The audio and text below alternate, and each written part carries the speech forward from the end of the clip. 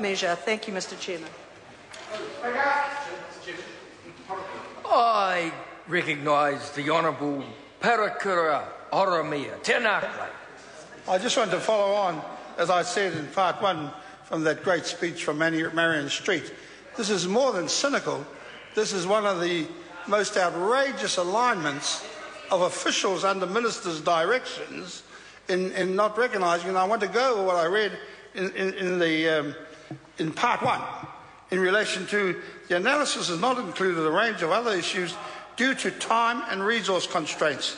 Key gaps in the information here include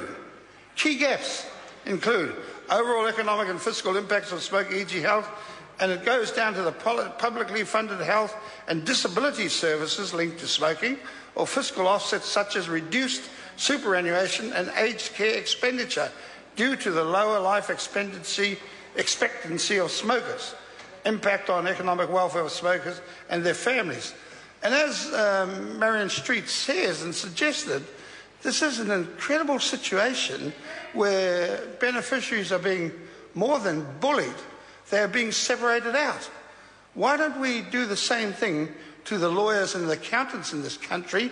Because they all have lips and they all have lungs that suck in the smoke. Why is it so different that it should be left to beneficiaries? Because in the sense of the redistribution, and if you're going to hold $528 million and the 170 the minister in the speech said she saved from building the big prison this morning, where the hell are we going? You know, that's nearly $700 million. Where's it going to? Is it going to fill up the potholes on the way to the Golden Mile above Auckland? Is it going to do other things? But I just want to join with Marion Street and say this is callous.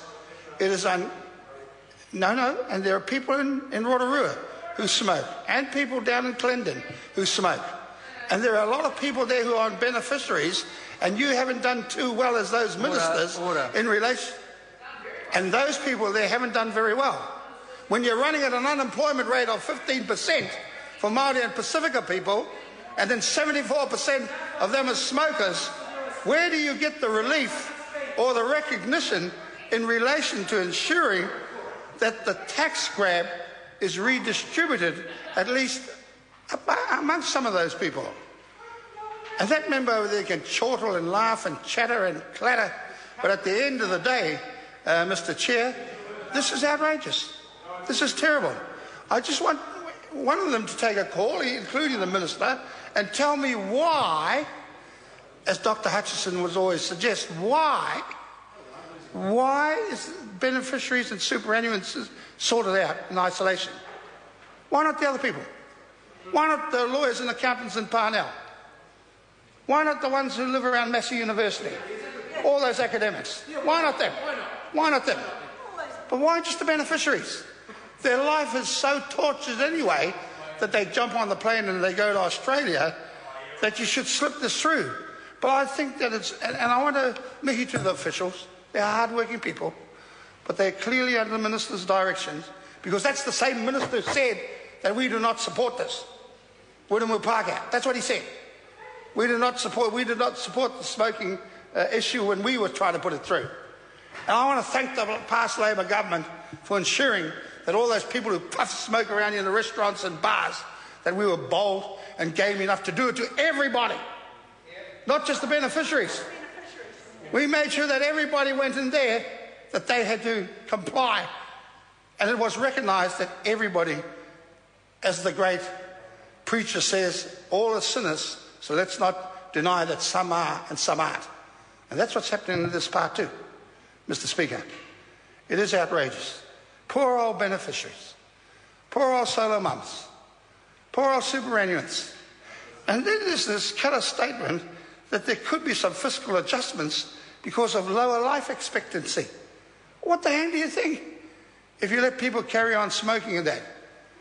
And you can't have a quit line, and you can't run around the country saying, yeah, we got broadband in, and they can't even pay for their phone bill, because that's the free 0800 number that these people have. So I think part two in this bill is one of the most interesting parts Yeah, no, interesting parts. Interesting parts. Advance your vocab, Mr. Dastardly. Most interesting parts in relation to setting to on those who have lesser wealth and lesser health. Keep quiet, I call the honourable member